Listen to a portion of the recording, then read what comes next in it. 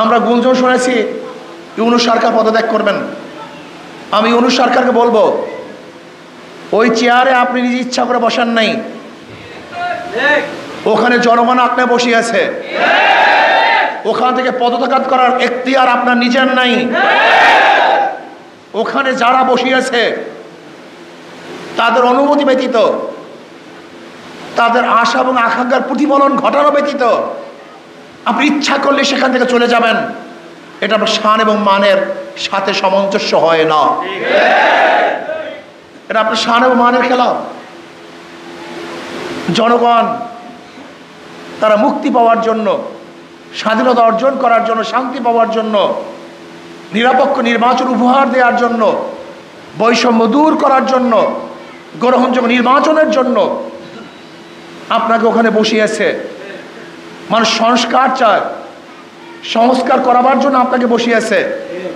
আপনি ইচ্ছা করলে পদত্যাগ করবেন, ইচ্ছা করলে ছেড়ে যাবেন, ইচ্ছা করলে গদি ত্যাগ করবেন। আমরা জানি আপনি চান না, কিন্তু এখানে চাওয়া এবং না চাওয়ার আপনার ব্যক্তিগত বিষয় নয়, আপনার ওখানে থাকা এবং না থাকা করে বাংলাদেশের জনগণের বিষয়, দেশের বিষয়। কাজে ইউনূস সরকারকে বলবো, কোনো অবস্থাতেই আপনি এমন সিদ্ধান্ত নেবেন না যে সিদ্ধান্তের মাধ্যমে ভারত খুশি হবে, ভারতের প্রত্যেকটা জনগণ হাসবে, মোদী সরকার খিলখিল করে হাসতে থাকবে। এরকম সিদ্ধান্ত আপনি নেবেন না, বরং আপনি এরকম সিদ্ধান্ত নেন যার মাধ্যমে বাংলাদেশের মানুষ স্বাধীন হবে, স্বাধীনতা ভোগ করবে। ওই বর্ডারের মধ্যে আমাদের বাংলাদেশের জনগণের উপরে কেউ গুলি চালাতে পারবে না, এই সাহস পাবে না। অন্যায়ভাবে বাংলাদেশের জমি দখল করার সাহস কেউ করবে না। আমরা দেখেছি ইদানিং আমাদের বিজেপিরাও সচেতন হয়েছে, তাদের সাহস বৃদ্ধি পেয়েছে। সেই দৃশ্য আজও আমরা দেখছি। আমাদের বিজেপির পায়ে ধরে যারা মাপ চাচ্ছে, আমরা চাই এরকম স্বাধীন এক রাষ্ট্র, আমরা স্বাধীন জনগণ হতে চাই, পরাধীন জনগণ হতে আমরা চাই না। এই জন্য ইউনূস সরকারকে বলবো, আপনি ইচ্ছা করলেই গদি ছাড়বেন, ইচ্ছা করলেই গদিতে বসবেন, এই এখতিয়ার আপনার নাই। জনগণ আপনাকে বসিয়েছে, জনগণের যখন ইচ্ছা হবে তখন ওখান থেকে আপনি নামতে পারবেন, আর জনগণের ইচ্ছার বাহিরে আপনি ওখান থেকে নামতে পারবেন না। ইসলামী আন্দোলন বাংলাদেশ কি চায়? মানুষকে মুক্তি দিতে চায়, শান্তি দিতে চায়, বৈষম্য দূর করতে চায়। সাম্প্রদায়িক দাঙ্গা থাকবে না, সাম্প্রদায়িক সম্প্রীতির ভিত্তিতে দেশকে পরিচালনা করতে চায়, জুলুম মুক্ত, চাঁদা মুক্ত এক দেশ করতে চায়। আর ইসলামী আন্দোলন বাংলাদেশ বিশ্বাস করে মাদার গাছ লাগিয়ে আমের আশা করা যায় না, তেঁতুল গাছের মাধ্যমে মিষ্টি ফলের আশা করা যায় না, চোরের মাধ্যমে চুরি বন্ধ হবে না, দুর্নীতিবাজের মাধ্যমে দুর্নীতি বন্ধ হতে পারে। যারা চাঁদাবাজি করে এরা ক্ষমতায় গেলে চাঁদা বন্ধ হবে না, যারা জুলুম করে এরা ক্ষমতায় গেলে জুলুম বন্ধ হবে না। যারা চোর ডাকাত, এই চোর ডাকাতরা ক্ষমতায় গেলে চুরি ডাকাতি বন্ধ হবে না। আপনারা কি চান? বারবার রক্ত দিবেন, বারবার সংগ্রাম করবেন? আর কোনো মার্কা আমরা দেখতে চাই না, আর কোনো আদর্শ নীতি আমরা দেখতে চাই না। আমরা দেখতে চাই মদিনাওয়ালার নীতি, মদিনাওয়ালার আদর্শ। আব্রাহাম লিঙ্কন, কার্ল মার্কস, মাওসুদুরকে নেতা মানতে চাই না, মদিনাওয়ালাকে নেতা মানতে চাই, অন্য কাউকে নেতা মানতে চাই না। জনাবে মুহাম্মদ রাসূলুল্লাহ সাল্লাল্লাহু আলাইহি আমাদের নেতা, তার আদর্শ অনুযায়ী দেশকে করতে চাই। আর আমি বিশ্বাস করি জনাবে মুহাম্মদ রাসূলুল্লাহ সাল্লাল্লাহু আলাইহি ওয়াসাল্লাম আদর্শ যদি বাস্তবায়ন করতে পারি তাহলে প্রত্যেকটা মানুষ শান্তি পাবে, মুক্তি পাবে। আমার মা বোনেরা ন্যায্য অধিকার ভোগ করতে পারবে। শ্রমিক, ঋষি, কামার, মজদুর, জেলে, তাঁতি সবার মর্যাদা বৃদ্ধি পাবে। এবং অধিকারের জন্য শ্রমিকদেরকে আর রাস্তা নামতে হবে না, বরং সরকার তাদের অধিকার তার দায়িত্বে প্রতিষ্ঠিত করবে। এই জন্য আসুন, বিভিন্ন আদর্শ দেখেছেন, ডেমোক্রেসি দেখেছেন, সোশ্যালিজম দেখেছেন, ক্যাপিটালিজম দেখেছেন, কমিউনিজম দেখেছেন, সেকুলারিজম দেখেছেন, সব এজাম বাদ, এবার ইসলামিজম আমরা দেখতে চাই। বহু নেতা দেখেছেন, সমস্ত নেতাবাদ এবার মদিনাওয়ালার চেহারার সাথে যার চেহারা মিলে, মদিনাওয়ালার আদর্শের সাথে যার আদর্শ মিলে, এরকম নেতা আমরা দেখতে চাই। অন্য সব নেতাবাদ। আর আমি বারবার একটা কথা বলি, আমাদের মার্কার মধ্যে ধোঁকাবাজি। যেমন আমরা যারা নৌকা নিয়ে নির্বাচন করি, নৌকা কারা চালায়? গরিবরা, মনে করে গরিবের প্রতীক।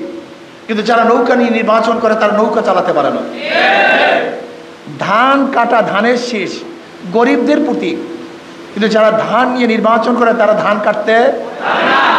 নাঙ্গল গরিবরা চালায়, নাঙ্গল কে বহন করে? গরিবরা, গরিবদের প্রতীক।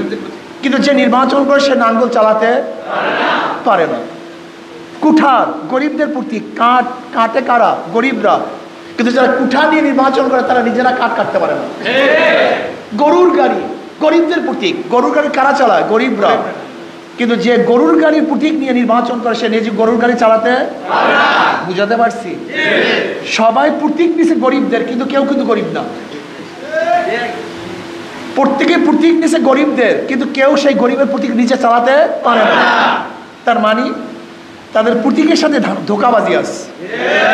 কিন্তু ইসলামী আন্দোলনের প্রতীক হলো হাত পাখা। এটি এমন এক প্রতীক যে নির্বাচন করে সেও চালাতে পারে, যারা করে তারাও চালাতে পারে। এটা পুরুষরাও চালাতে পারে, মেয়েরাও চালাতে পারে। সব মার্কা ফেল করে, কিন্তু হাত পাখা ফেল করে না। হাত পাখা শান্তির প্রতীক। কেউ কোনো মার্কা নিয়ে ঘুমায় না, বিছানে রাখে না। নাঙ্গল নিয়ে কেউ ঘুমায় না, ধানের শেষ দিয়ে কেউ ঘুমায় না, নৌকা পুকুর দিয়ে কেউ ঘুমায় না। হাত পাখা এমন এক প্রতীক, সেটা বুকের মধ্যে, কলিজার মধ্যে নিয়ে এসে ঘুমায়।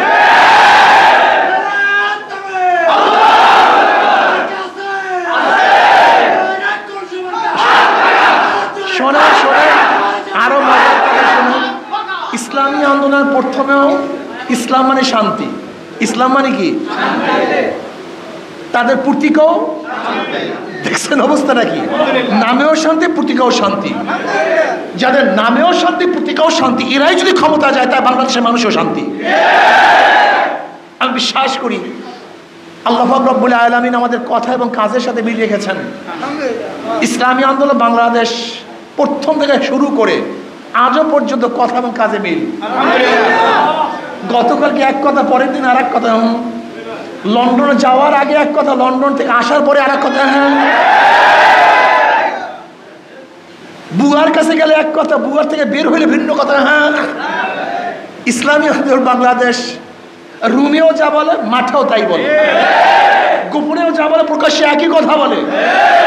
এর ইসলামী আন্দোলন কোনো গোপন কোনো কথাই নেই। ইসলামী আন্দোলনের গোপন কোনো কথা নেই। আমাদের কথা সব প্রকাশ, সব প্রকাশ্যে। ইসলামী আন্দোলন বাংলাদেশ কাজে এবং কর্মে, কথা এবং কাজে পূর্ণ মিল আছে কি নেই? পারলে দেখান, মিল নাই আমাকে দেখান। পারবেন না। সব দলের মধ্যে হাজারো বেমিল পাবেন। ইসলামী আন্দোলন বাংলাদেশ যা বলে তাই করে। ভুল করলে, অন্যায় করলে মাপ চায় ওপেনে, সবার কাছে মাপ চায়, আল্লাহর কাছে মাপ চায়। আবার যদি তারা ঠিক কাজ করে, গোটা দুনিয়ার মানুষ তাকে গিবা শিকায়ত করলেও তাদের কিছু আসে যায় না, তোয়াক্কাই করে না। ইসলামী আন্দোলনের প্রতি এমন কোনো গিবাদ নাই, শিকায়ত নাই, অভিযোগ নাই যা করা হয় নাই, কিন্তু থামাতে। এটা সুন্নাত। কিভাবে সুন্নাত? নবী আলাইহিস সালাতু ওয়াস সালামের উপর এমন কোনো অপবাদ নাই যে অপবাদ দেওয়া হয়নি। কিন্তু নবী আলাইহিস সালাতু ওয়াস সালামের মিশন কি থেমে গেছে না বাড়তেছিল? ঠিক ইসলামী আন্দোলনের উপরে যত বেশি বিপদ আসবে, যত বেশি দুর্নাম আসবে, ইনশাআল্লাহ থেমে থাকবে না, বরং বাড়তেই থাকবে। কাজে আল্লাহ আমাদের সবাইকে ইসলাম অনুযায়ী নিজেকে গড়ার ভিত্তিতে সমাজকে ইসলাম অনুযায়ী গড়ার তৌফিক দান করেন।